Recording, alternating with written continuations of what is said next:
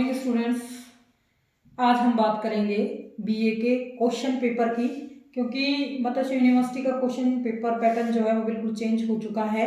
तो मैंने आपको कल कहा था, ये जो वीडियो आपको बताई थी कि किस तरह का हमारा पैटर्न रहेगा, उसमें मैंने बताया था कि आपके जो क्वेश्चन हैं उन क्वेश्चनों की प्रकृति कैसे रहेगी, कैसे क्वेश्चन पूछे जाएंगे और इम्पोर्टेंट क्वेश्चन कौन से हैं। तो एग्जाम के पॉइंट ऑफ व्यू को देखते हुए आपके लिए एक इम्पोर्टेंट क्वेश्चन की सीरीज लाई जा रही है, जिसमें आपको 10, 20, 30 जो क्वेश्चन हैं वो मिलेंगे रोज पॉलिटिकल साइंस के।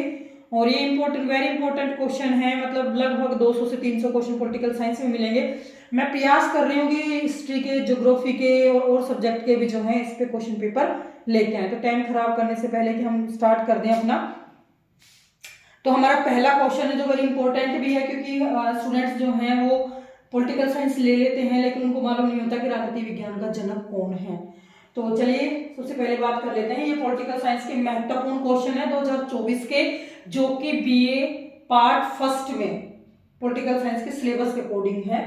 तो ये है, राजनीति विज्ञान के जनक कौन है। पहला क्वेश्चन है कि राजनीति विज्ञान के जनक कौन माने जाते हैं। तो आप बता दीजिए। पहला है प्लेटो, बी में है अरस्तु, सी में है सुकरात और डी में है कार्ल मार्क्स। तो यानी राजनीति विज्ञान के जनक, यदि हम पहली बात में देखें तो पहले सुकरात आए थे, फिर अरस्तु आए, सॉरी प्लेटो आए, फिर अरस्तु आए। यानी ये प्लेटो के गुरु हैं, ये अरस्तु के गुरु हैं, लेकिन फिर भी इन तीनों में से यदि देखा जाए तो राजनीति विज्ञान के वास्तु जो जनक हैं वो जनक माने जाते हैं अरस्तु। यानी राजनीति विज्ञान के जनक कौन है? अरस्तु। दूसरा हमारा क्वेश्चन है कि राजनीति विज्ञान की उत्पत्ति जो है यूनानी भाषा के पोलिस शब्द से हुई है। इस पोलिस शब्द का अर्थ क्या है? ठीक है, क्वेश्चन पूछा जाता है, वेरी इंपॉर्टेंट क्वेश्चन है कि पोलिस एक यूनानी शब्द है जिसका अर्थ है, यानी इसका अर्थ क्या होता है पोलिश का, आपको ध्यान देना है।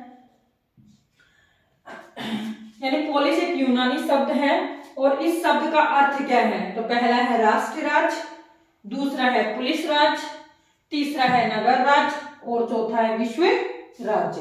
तो इसका जो अर्थ होगा, यानी इसका जो अर्थ होगा वो होगा नगर राज्य। तीसरा है हमारा, राजनीति विज्ञान शब्द की उत्पत्ति किस भाषा में हुई है? सर मैं पहले क्वेश्चन बोल चुकी थी, आपने थोड़ा सा ध्यान दिया हो तो राजनीति विज्ञान शब्द की उत्पत्ति जो है वो किस भाषा में हुई है? फ्रेंच में, अंग्रेजी में, ग्रीक में और इटालियन में। नहीं, अंग्रेज राजनीति विज्ञान शब्द जो है वो ग्रीक भाषा का शब्द है और ग्रीक भाषा से इसकी उत्पत्ति हुई है।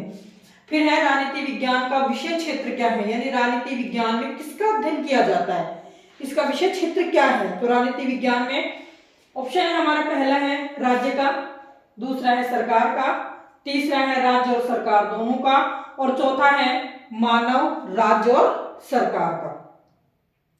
तो स्टूडेंट्स मैं आपको बता दूं कि राजनीति विज्ञान में राज्य, सरकार और मानव तीनों का ही अध्ययन किया जाता है, क्योंकि राज्य सरकार दोनों का संबंध मानव से है, तो मानव, राज्य, सरकार दोनों का। यहाँ थोड़ी डिबेट होगी क्योंकि हम आगे पढ़ेंगे इस चीज को कि राजनीति विज्ञान का जो विभाजन है वो दो प्रकार से किया गया है। तो वो चीजें फिर क्वेश्चन में आपको दिक्कत होगी, मैं बता देती हूँ पहले ही। मानव, राज्य और सरकार, इसको मैं बाद में डिफाइन करूंगी कि कुछ क्वेश्चन है ताकि आप देख पाओ उसके, फिर उसके बाद में डिफाइन कर दूंगी क्या चीज है इसमें। फिर सामान्य रूप से राजनीति विज्ञान का तर्क संगत विभाजन, यानी राजनीति विज्ञान का हमें तर्क संगत विभाजन बताना है कि विभाजन क्या है। तो फर्स्ट ऑप्शन में हमारा है ऐतिहासिक और दार्शनिक, दूसरा हमारा है परंपरागत और आधुनिक, तीसरा हमारा है व्यवहारवाद और उत्तर व्यवहारवाद और चौथा है हमारा आधुनिक और वैज्ञानिक। तो स्टूडेंट्स इनमें जो राजनीति विज्ञान को जो दो भागों में विभाजित किया गया है, तर्क संगत जो विभाजन है वो हमारा होता है परंपरागत और आधुनिक। तो परंपरागत और आधुनिक राजनीति विज्ञान का जो है वो तर्क संगत विभाजन माना जाता है।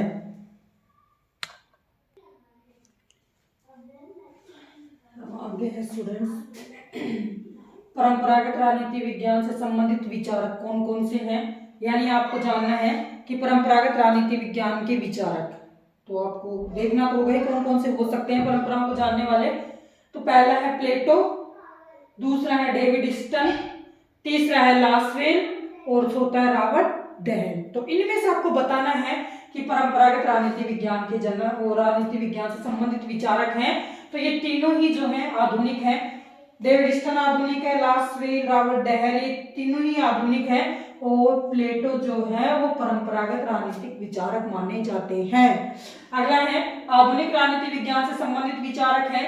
तो आधुनिक राजनीति विज्ञान से संबंधित तो शायद आप ध्यान ही रख लोगे कि प्लेटो तो परंपरागत हो चुका है, तीनों आधुनिक है, डेविड स्टन है, लास्वेल है, रॉबर्ट डेहले ये आधुनिक है। तो फिर भी हम देखते हैं, इसमें ऑप्शन तो चेंज होंगे ही, थोड़े बहुत तो ऑप्शन होंगे नहीं सकते। पहला हीगल है, एक्विनियस है, रूसो है और डेविड स्टन है। तो शायद आप ऊपर वाले को देख के आराम से आइडिया लगा सकते हो कि वहां डेविड स्टन था, यहाँ भी डेविड स्टन आ चुका है। तो आधुनिक दृष्टिकोण के जो संबंधित विचारक हैं वो डेविड स्टन। अब है परंपरागत राजनीतिक विज्ञान की विशेषताएं क्या क्या है। परंपरागत राजनीति विज्ञान में थोड़ा सा आपको बता देती हूँ कि परंपरागत राजनीति विज्ञान जो है वो दर्शन पर, इतिहास पर, कल्पनाओं पर, कानून पर, अनुभव पर, यानी सॉरी परानुभव पर, जो चीज हमें अनुभव नहीं होती ना, परानुभव पर, और साथ में अप्रत्यक्ष ऐसी चीजों पर वो बल देती है। तो आप ये सोच लीजिए कि जो हमारे अनुभव से परे हैं, जो काल्पनिक है, जो आदर्श है, दार्शनिक है, ऐतिहासिक है, कानूनी है, तो ये सारी चीजें जो है ना, ये सब की सब परंपरागत दृष्टिकोण की विशेषताएं हैं। और यहाँ पे परंपरागत दृष्टिकोण की विशेषताएं ये पूछ रहा है, तो मैंने इतनी सारी बोली, शायद कोई समझ में आपको आ गई होंगी। तो इसमें है वैज्ञानिकता, नहीं मैंने बोली थी। तथ्यों पर बल, नहीं बोला था। दार्शनिक स्वरूप मैंने बोला था कि दार्शनिक भी हो सकता है, ऐतिहासिक भी हो सकता है, काल्पनिक भी हो सकता है, और साथ में जो है वो परा अनुभव भी हो सकता है, और दार्शनिक है और अनुभवाश्रित, अनुभवों पर आश्रित, तो वो नहीं हो सकती क्योंकि परानुभव बोला है मैंने। इस अनुभवाश्रित की जगह यदि परानुभव होगा तो आंसर जो है दोनों हो सकते हैं, लेकिन यहाँ क्या आएगा, दार्शनिक स्वरूप। ये परंपरागत राजनीति विज्ञान का कैसा स्वरूप है, दार्शनिक। अब परंपरागत राजनीति विज्ञान का लक्षण नहीं है, तो शायद बहुत सारी चीजें आपने देखेंगे पहचान भी लोगे आप। अमूर्त, अमूर्त मैंने कहा था ना कि दिखता नहीं है इसमें, काल्पनिक, मानकात्मक और व्यवहारवादी, तो यही नहीं है, व्यवहारवादी नहीं है। उसके अलावा अमूर्त भी है, हम इसे देख नहीं सकते, कल्पनाओं को भी देख नहीं सकते हैं हम, और इसके मानक भी होते हैं, तो व्यवहारवादी। आधुनिक समय में परंपरागत राजनीति विज्ञान की परंपराओं को जीवित रखने वाले विचारक कौन से हैं। आधुनिक आज के जो युग है, इस युग में परंपरागत राजनीति विज्ञान को पुनर्जीवित करने वाले विचारक कौन से हैं, तो मैं बोलती हूँ वेरी इंपॉर्टेंट क्वेश्चन है, प्लेटो, अरस्तु। दूसरा है हीगल और ग्रीन। तीसरा है माइकल ऑक्सफोर्ड एंड लियो स्ट्रीस। चौथा है कार्ल मार्क्स और लेनिन। तो दोस्तों माइकल ऑक्सफोर्ड और लियो स्ट्रास, ये दोनों के दोनों जो हैं आधुनिक समय में परंपरागत राजनीति विज्ञान की परंपरा को जीवित करते हैं। ध्यान रखना है, माइकल ऑक्सफोर्ड आधुनिक समय में परंपरागतवादी हैं, और लियो स्ट्रास, तो इसका माइकल ऑक्सफोर्ड और लियो स्ट्रास जो है वो इसका ऑप्शन होंगे। तो इस तरह से आज हम 10 क्वेश्चन की एक सीरीज आपको दे रहे हैं। आप देखना, पढ़ना, कमेंट करना कि आपको इसमें कितना सही लग रहा है। उसके हिसाब से रोज मैं 10-20 क्वेश्चन आपके लिए कंटिन्यू लाऊंगी जब तक आपके एग्जाम होंगे फरवरी के फर्स्ट वीक या सेकंड वीक, जब भी होंगे तो उसमें आपके तक जो है ये कंप्लीट होगा। धन्यवाद स्टूडेंट्स।